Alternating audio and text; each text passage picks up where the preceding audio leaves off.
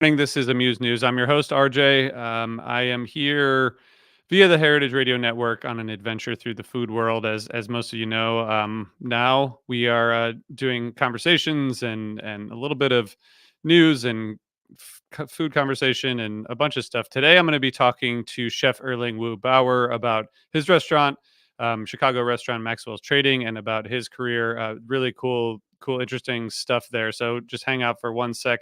Tomorrow, I'm going to bring you some food news. I've been listening to a bunch of food related podcasts and I have a lot of stuff I want to recommend. So I'm going to do that tomorrow, along with talking to one of our interns, Jess Gingrich, who produced this really interesting story about pralines and the prison system in the South, and a bunch of other stuff that's going to come out on Meat and Three, which I assume everyone knows about.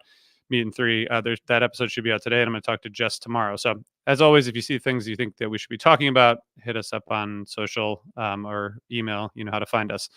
Okay, I think I will just bring Chef into the conversation. Hey, how are you doing today? Very good. How are you? I'm doing well. Thanks for taking time to talk. No problem at all. So we wanted to talk to you. It's interesting because you have this. I know you have background in Southern cooking and food. I actually wanted to talk to you about New Orleans and about music, but we can talk about food also. But tell us a little bit about your background and kind of how you got into cooking. Whew.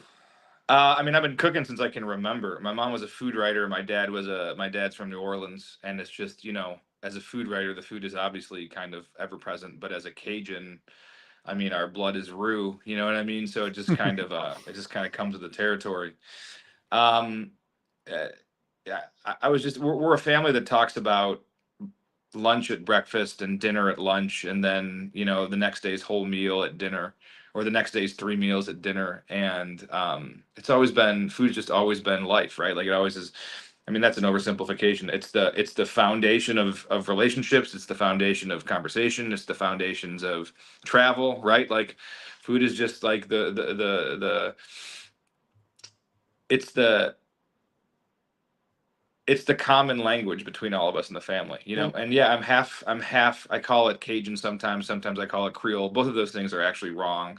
My father was not born Catholic, so Cajun is wrong, and I don't speak Creole, so Creole's wrong. It's just the easiest things to say. My dad's from Louisiana, and I knew my grandparents on my father's side from Lafayette, Louisiana.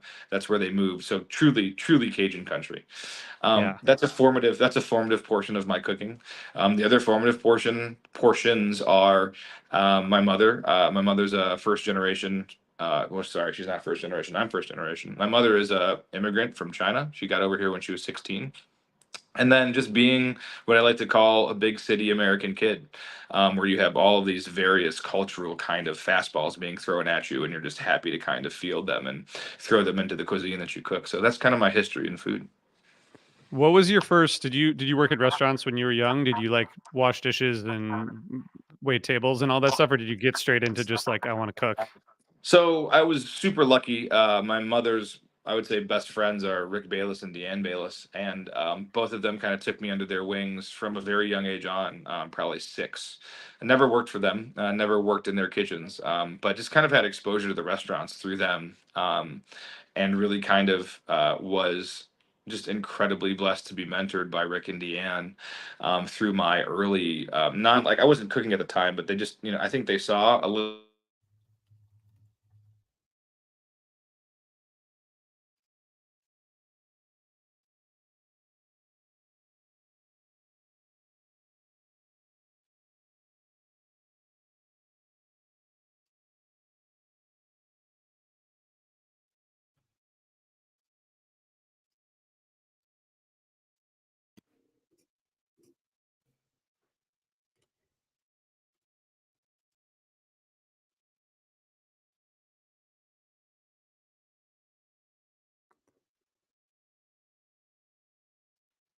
Hold on one second, Erling. I think we lost your audio for a sec there. Can you still hear me? Hmm.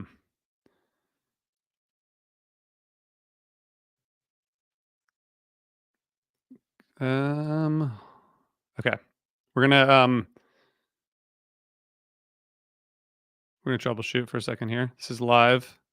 This is live food radio here. Um, so one of the things that I wanted to talk to Erling about is his interest in music, as I mentioned. So we're going to talk about that. But there's a bunch of Chicago food context I want to ask about too. Erling, can you hear me? I cannot hear you. Hold on one sec. All right, we're gonna try something. Hold on one sec. Okay. All right, try now. One. Maybe try logging out and logging back in. Okay. Okay. So as we wait for Erling to come back here, I guess I will. You know what? I'll just share a couple of things that that I was going to share tomorrow. The first thing is that I was actually just listening to Gastropod, which is a podcast that I listen to a lot. They just did a crossover episode with the podcast Switched on Pop, and I don't know if you all listen to that. You probably listen to Switched on Pop because it's a music focused podcast, and I talked last week about the restaurants being so loud episode, but there's a new episode where they talk about jingles, and I kind of thought like that would be not that interesting, but I am going to tell you that you should listen to it. It talks about the history of jingles and a bunch of famous fast food jingles that if you listen to it, you will get it stuck in your head. So I'll let me add Erling back, and I'll keep talking about that if we have another break. Hey, Erling, can you hear me now? Can I you hear me now?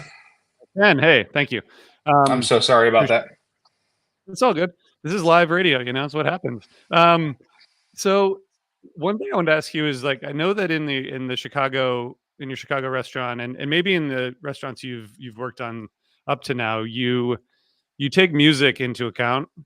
And I haven't been to any of these restaurants, but I've heard this, and I just wonder like being from Louisiana, being from New Orleans, being from that kind of scene, like how do food and music work together for you in terms of how you view food and how you view cooking? I it's the most frequent analogy used when I can't explain food, right? So let's say when talking about how to sculpt a meal out of a menu, right? And we're talking about the food making sense from beginning to end. We frequently mention albums that we love have that make sense beginning to end and albums that have great songs on them, right? So a lot of times, like right now, at the beginning, I'll be very frank with you. At the beginning of Maxwell's, I'm like, man, we're an album with a lot of great songs, but I don't think we're a great album yet. And then using that analogy to like push the staff to say, like, okay, how can we become an album that you want to listen to from beginning to end without skipping songs?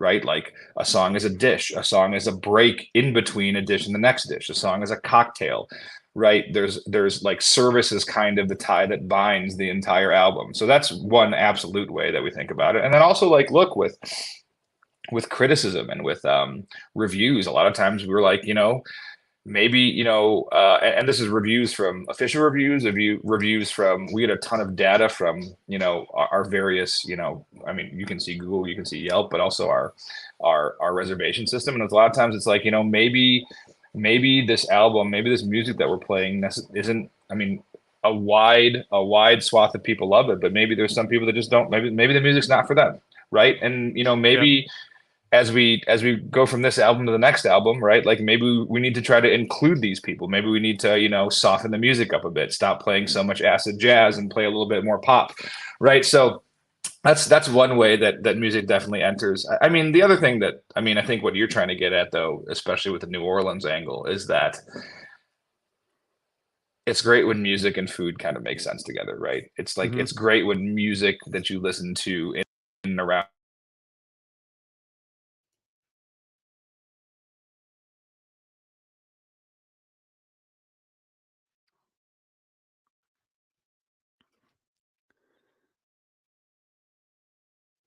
Hold on one sec.